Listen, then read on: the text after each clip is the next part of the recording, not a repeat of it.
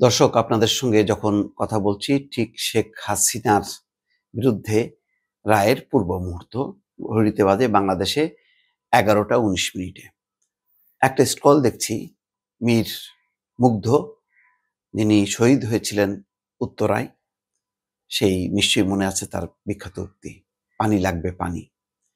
তার ভাই মীর স্নিগ্ধ, মুগ্ধর ভাই মীর স্নিগ্ধ, তার একটা বক্তব্য বারবার প্রচার হচ্ছে চ্যানেল 24-এ। 10 বার ফাঁসি দিলেও শেখ হাসিনার শাস্তি কম হবে। তার মানে বুঝতে পারছেন যে জুলাই হত্যাকাণ্ডের যারা শিকার হয়েছে, যে 1,500 মানুষ, তাদের প্রত্যেকের স্বজনের, প্রত্যেক আত্মীয়, প্রত্যেক তার পরিবারের সদস্যদের একই বক্তব্য।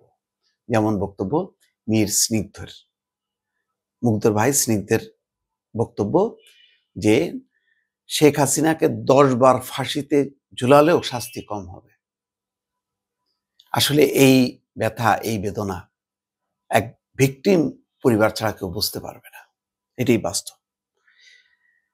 এই ঘটনাকে কেন্দ্র করে আজকে দেখেন, কালকে রাত থেকে মুহূর্তে মুহূর্তে অনলাইন এবং টেলিভিশন স্ক্রলে আসছে ব্যাপক একটা মানে একটা ভীতি সন্ত্রস্ত একটা পরিবেশ। অ্যাম্বুলেন্স সহ 7 গাড়িতে আগুন, সড়ক অবরোধ, উপদেষ্টার বাসার সামনে ককটেল নিক্ষেপ। ওই যে পরিবেশ উপদেষ্টা সৈয়দা রেজওয়ানা, তার বাসার সামনে। ডিএমপি কমিশনার শেখ মোহাম্মদ সাজ্জাদ আলী বলছেন যে ককটেল নিক্ষেপ এবং গাড়িতে আগুন দিলে গুলির নির্দেশ। তা সত্ত্বেও চোরাগুপ্তা প্রচুর হামলা হয়েছে। আর প্রকাশ্যে ঢাকা, বরিশাল, শরীয়তপুর, মাদারীপুর, গোপালগঞ্জ এই অঞ্চল দিয়ে গাছের গুঁড়ি ফেলে সড়ক অবরোধ করা হয়েছে এবং সেখানে অতিরিক্ত র্যাব এবং পুলিশ মোতায়েন করতে হয়েছে পরিস্থিতি সামাল দেওয়ার জন্য। তো আসলে ঘটনাক্রমে দেখেন কি নির্মম একটা বাস্তবতা, যে 15 বছরে আওয়ামী লীগ বলেছিল যে হরতাল, অবরোধ, ভাঙচুর, ককটেল এগুলি করে সরকারকে টলানো যাবে না, সরকারকে ফেলে দেওয়া যাবে না, এবং এইগুলি হচ্ছে জনগণের বিরুদ্ধে কর্মসূচি। মানুষ এইগুলো প্রত্যাখ্যান করেছে। আজকে সেই পথটাই কিন্তু বেছে নিতে হচ্ছে আওয়ামী লীগকে। কারণ আওয়ামী লীগ যেমন সরকারে থাকা অবস্থায় বিএনপি, জামাত তাদেরকে অঘোষিতভাবে নিষিদ্ধ করেছিল। তারা কেউ সবার সমাবেশ স্বাভাবিকভাবে করতে পারত না।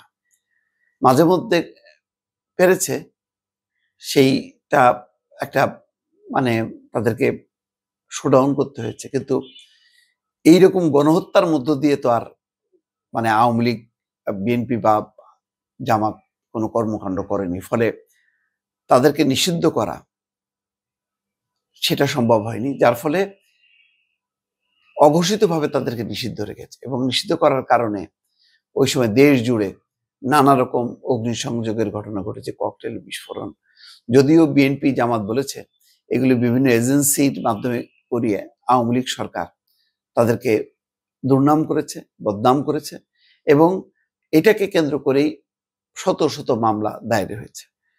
আজকে যে ঘটনাগুলো ঘটছে, কালকে রাত থেকে অ্যাম্বুলেন্সে গাড়ি আগুন দেয়া, তারপরে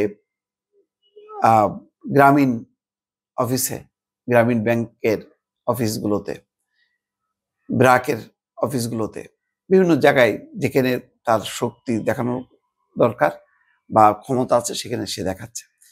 তো এই কর্মকাণ্ডগুলো তো বিরুদ্ধে 15 বছর প্রচারণা চালিয়ে একদিকে সফল হয়েছে, মানুষ এগুলিকে সমর্থন করেনি।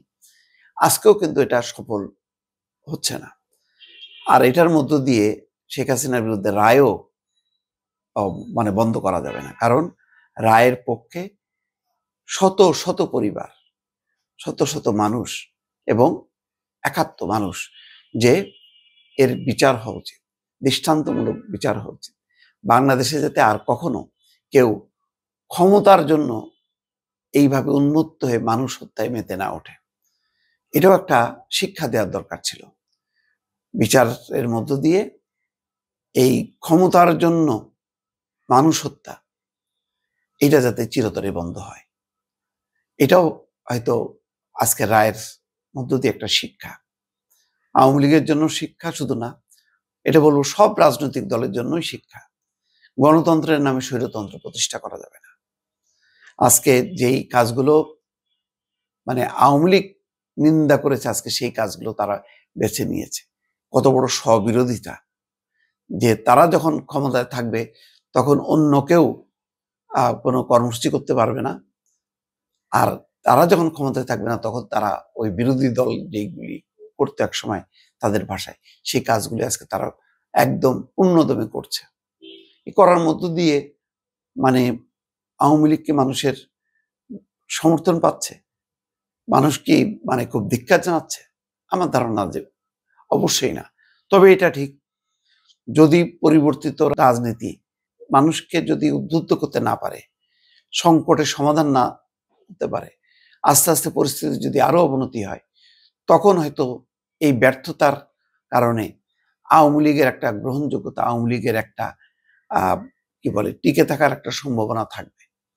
কিন্তু নতুন রাজনীতি, নতুন ব্যবস্থাপনা এবং সত্যিকারের গণতন্ত্র যদি প্রতিষ্ঠা হয়, তাহলে আওয়ামী লীগের শেখ হাসিনার আজকে শাস্তির মধ্য দিয়ে তার অধ্যায় যেমন শেষ হবে, তেমনি আওয়ামী লীগও কিন্তু নিঃশেষ হয়ে যাবে। কিন্তু যদি এই নতুন রাজনৈতিক শক্তি ব্যর্থ হয়, তাহলে কিন্তু বিপদ।